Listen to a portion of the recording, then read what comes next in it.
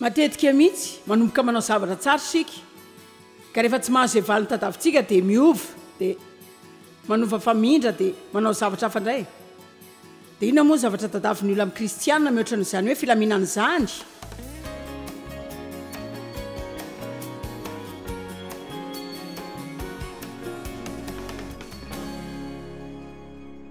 zao misy olona afaka mahatakatra izay ampianariko izao ve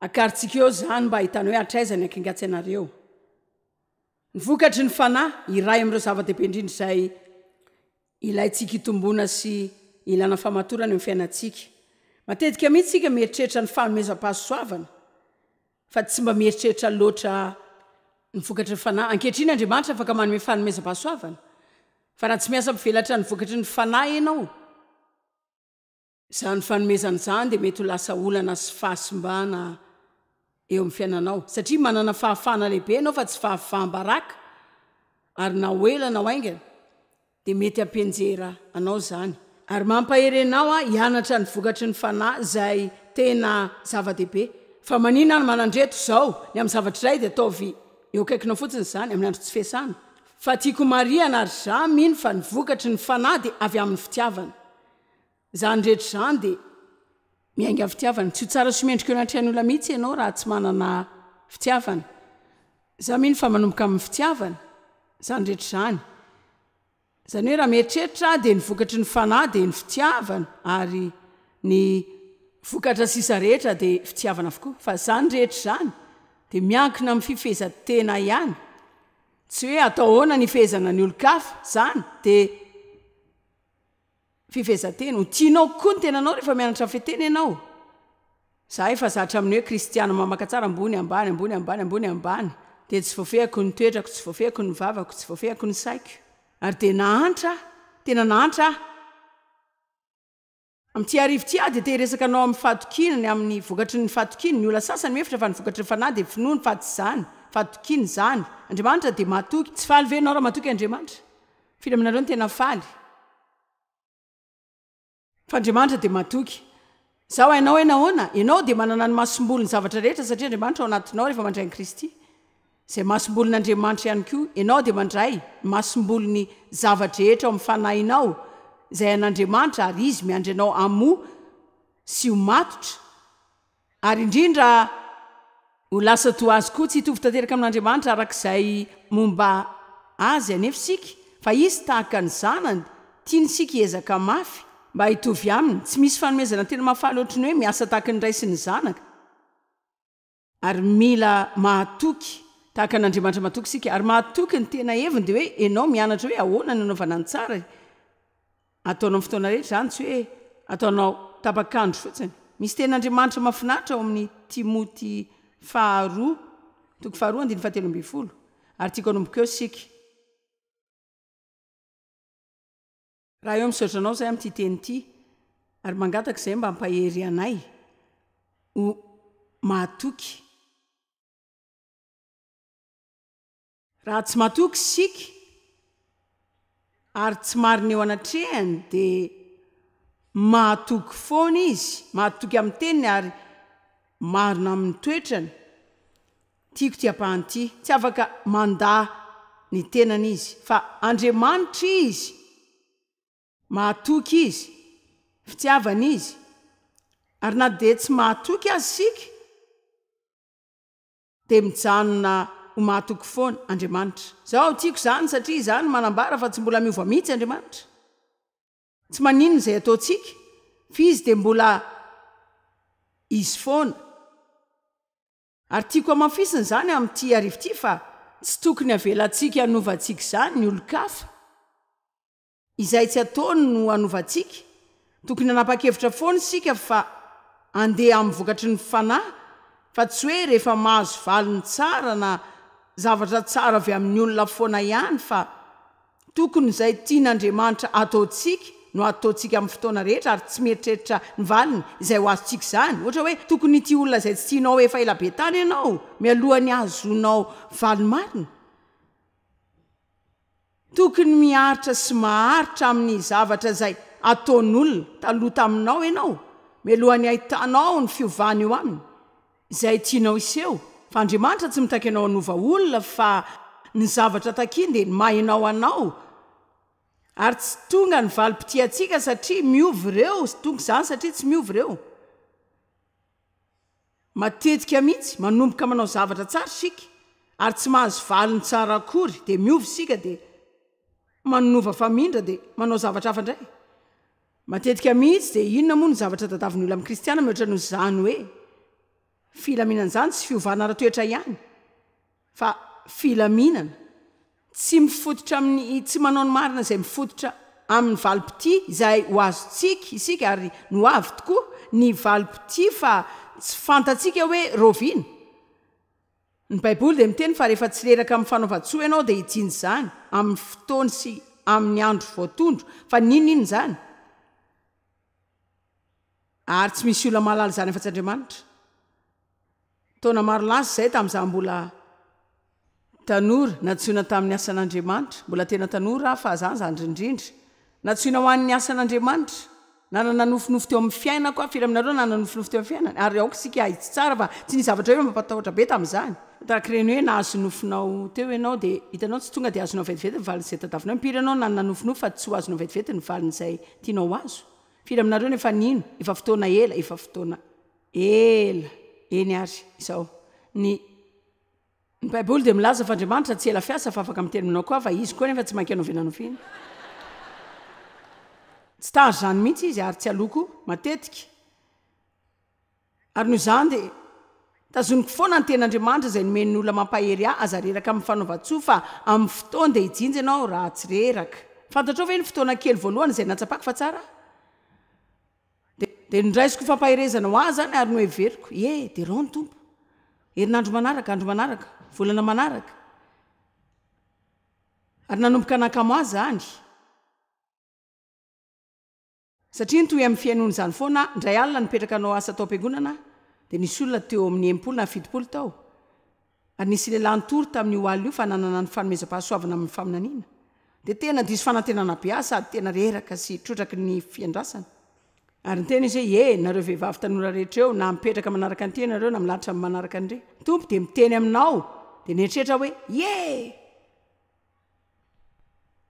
tena andeha ho any amin'Andriamanitra mihitsy aho zao sangana afaka mitsangana ve nao azavady dia nitsangana aza reraka amin'ny fanaovan-tsoa fa amin'ny fotoana dia jinjy ianao raha tsy reraka tiako lazaina dia hoe tena nalasadala zany fantatrao ve zao tena ohatra ny tiako nyvonoana izany le lehilahy tena ohatra izany daholo ve ny zavatra tiany olona rehetra ho lazaina amiko Andriamanitra izany koa ve tianao ho lazaina amiko ary dia nisy tadidiko fa nisy fitoerana fasiana fiara vita amin'ny vato fitoerana fiara vita amin'ny vato kely tao am-piangonana ary rehefa nandeha dia nandaka vato dia ohatra izany aza reraka amin'ny fanaovan-tsoa fa amin'ny fotoanany dia hijinjy ianao raha tsy reraka ary ny farany dia niteny fotsiny hoe Andriamanitra inona no hevitrany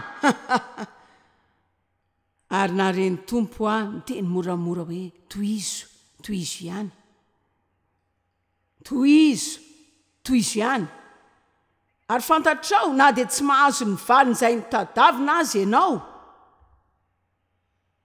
tena zava-dehibe ny manohy foana izay eritreretinao atao hitanao izay mitranga amintsika rehefa kivy sy ambanimbaniny sika dia ajanontsika fanaovana zavatra tsara rehetra ary dia lasa mihemotra sika ary tsy tian'Andriamanitra sika anao izany tiany foana sika hijanona eo amin'ny olana misy atsika amin'ny fotoana mahakivy atsika ny fahatokiana dia zavatra mahafinaritra izany rehefa vita confirmation mivadiko teo amin'ny 12 taona ny tao amin'ny fiangonana loteriana dia nanome ten'Andriamanitra ho azy zareo dia izao hoe matokia ianao na hatramin'ny fahafatesana azy dia ho satrohina satro-boninahitra ianao fantatrao Andriamanitra tsy mitaky mihoatra n'izay eritreretantsika azy indraindray fa ny zavatra takiny amintsika dia isika ho mahatoky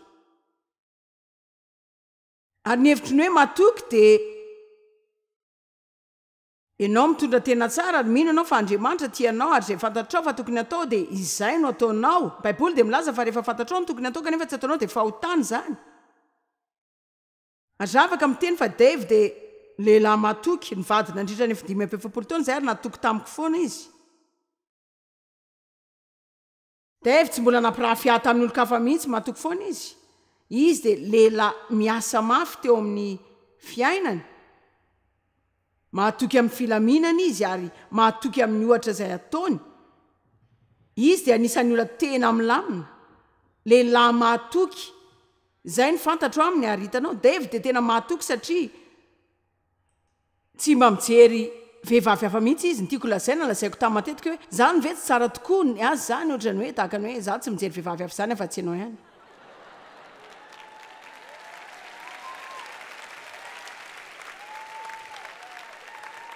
Na izy miteny hoe zao hitanao tsy fantatro na tsara izy na ratsy fa ianao ny vehivaviko tsara tarenao ianao ny jereko. Ary tena faly am'laza fa natoky tamin'ny day foana nandritra ny 5 taona zaho fantatrao raha eto ianao ary raha nanao diso ianao tamin'ny lalana iny dia tsy midika zany fa tsy afaka velany elokao fa tsara kokoa ny mahatoky, tsara kokoa ny manao ny zavatra tsara noho ny manao ny zavatra ratsy. Aza reraka amin'ny fanaova-tsoa fa amin'ny fotoany ijinja ianao raha tsy reraka. Andriamanitra ny tompon'ny finoana sy mpanefa azy. Izy tsy manomboka zavatra raha tsy hamaran'izany akory. Fitainy foana izay efa natombony. Andriamanitra dia mamita foana izay efa natombony. Izay olona manomboka asa tsara ao aminao dia afaka mameno izany ary mitondra izany amin'ny famaranana. Ary isika mila mamita izay efa natombontsika. Isika mila mamita izay efa natombontsika. Izany dia isan'ny fahatokiana. Tsy hoe manomboka zavatra fotsiny ianao. Hitanao tsy mitondra fanovana ho an'ny toetra ny fanomboana zavatra fotsiny. Ny tsirairay dia afaka manomboka zavatra satria miaraka amin'ny zava-baovao dia mahazo fihetseham-po maro ianao. Tsy mahazo anao ny olana izay heverina hahatratranao raha mahavidy izany ianao. Fotoana betsaka no mitehaka sy mampahery anao ny olona mandehana.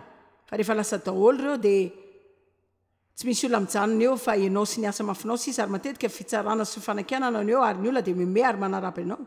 Ireo olona ireo indray ny teny aminao mba hiala sy hijanona. Izany no ahitantsika hoe iza ny olona tena mahazo izany ary iza ny tsy mahazo izany. Fa mora no miteny. Ny olona afaka miteny hoe ataoko izao, ataoko ry, ataoko izany, ataoko tsy, fa ny mamita tiako ny teny Jesosy eo amin'ny Jaona 7:14 raha eo mankalaza ahy izao fa efa vitako ny asa izay nomena ho ahy ho nataoko. Paoly ny teny hoe raha mba ho afaka mamita ny azakazako ampifaliana ary ireo lehilahy sy vehivavy lehiben'Andriamanitra ny patriarika izay hitantsika ao anaty Baiboly no fitainy izay natombony. Ary sika dia afaka manomboka na dia tanjona kely aza ao an-tranontsika amin'izay atombontsika. Fa manomboka ao an-trano daholo izany ianareo ve? Ny zavadrehetra dia manomboka ao an-trano ao amin'ny tsy misy mahita ao. Tsy azo fahombiazana lehibe ho hitan'ny olon-drehetra izany ianao raha tsy efa nahazo fahombiazana kely avy ao an-trano tao amin'ny tsisy pahita.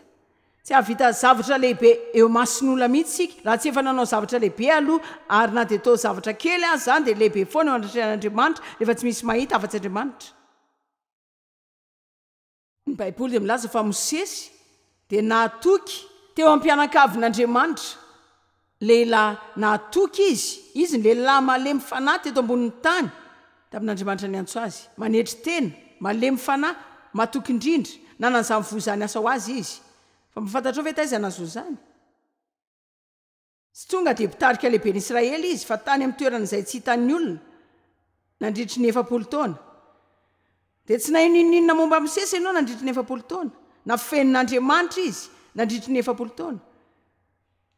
Andriamanitra ihany mahalala izay nolalovan'ny-drehetra tamin'izany ary tany no nampianarany azy ny fahatokiana. 400 sy 100 alina ny ainany tany nataoko ny kajy. Satria indraindray tsy azontsika le izy ohatrany hoe ny 40 taona. 40 taona tany anefitra. 40 taona no nitarihana an'Israely tany anefitra. Dia mieritreritra izay zavatra nanjoan'Andriamanitra nandritra 40 taona izay ary angamba zaho tamin'ny andro farany dia mandroso tsikelikely izy ary afaka mahazo izany aingana kely koa isika. Mora no mijery hoe aiza izao ny toerana misy ny olona ray fa tsy fantatsika ny zavatra nataony vao natokavany tamin'izany. Zany no antony mahatonga ho tezitra rehefa misy olona mitsara ny fahombiazan'ny olon-kafa nefa izy tsy manan-kevitra akory ny amin'izay nandalovany ho tonga amin'izany toerana izany. Ary dia miteny foana hoe aza mialina amin'izay ananan'ny hafa fa raha tsy tianao ny anao izay nataony azo izany. Amen. Fantatrao ve natao hoe fahatokiana? Ny fahatokiana dia midika fa fantatrao izay sain'Andriamanitra ataonao ary ataonao foana zany, ataonao foana zany, ataonao foana zany, ataonao foana, ataonao foana zany, ataonao foana, ataonao foana zany, ataonao foana, ataonao foana zany, ataonao foana, ataonao foana zany, ataonao foana, ataonao foana, ataonao foana, ataonao foana, ataonao foana.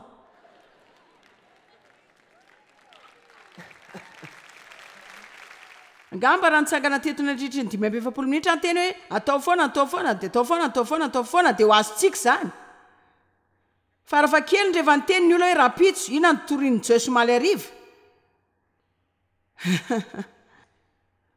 Tsy tokony ho adintsika zany raha tena manao zany marina isika. Farafaratsy ny afaka miteny hoe alefa foana. Mandreraka be any maheno teny hoe alefa foana fa rehefa manao zavatra tsara isika dia azo valipiti foana. Fa iveriko fa tsy izay no antony tsara tokony hanaovana zavatra tsara. Fa mieritreritra hoe afangarontsika foana zany zavatra zany indray. Rehefa manome ianao dia tahian'Andriamanitra. Fa tsy tokony hoe zany no antony hanomezantsika. Iveriko fa ny antony hanomezantsika dia fankatoavan'Andriamanitra ary mba ho fitahiana. Satria mino hafa ny fihetsehantsika dia zava-dehibe. Tsy tokony hanome fanomezana ny hafa sika mba hahazoantsika fanomezana. Noho izany tsy afaka manao izay tsara mihitsy sika mba hahazoantsika ny hafa anao ny tsara koa. Tsy maintsy manao izay tsara sika satria izany ny zavatra tsara tokony atao. Ary tsy ataontsika indray mandeha na indroa na inefatra na impolo fotsiny fa ataontsika izany mandra-pahatonga ny andro hafatesantsika. Rehefa tsy mijery ny valin'izay ho azontsika sika dia anana ny maha izy antsika. Tadidinareo ny soratra masina izay vakiako tao amin'ny Timoty izay milaza amin'ny hoe Andriamanitra tsy mandahy izay no ariany. Ka na dia tsy mahatoky azy sika dia mijanona ho mahatoky foana izy satria tsy afaka mandahy ny maha izy azy izy. Ary hitako fa tena tokony hiovy sika. Mihoatra noho ny manao zavatra dia avy eo mijanona amin'izany dia manao zavatra dia avy eo mijanona amin'izany. Fa tsy izany, enoy aho izao raha tsy mahatadidy ninina amin'ny zavatra teneniko nareo. Tady io izao tsy izay ataontsika indray mandeha no hitondra fandresena amin'ny fiainantsika. Fa izay ataontsika foana, foana, foana, foana, foana, foana, foana, foana, foana, foana ihany.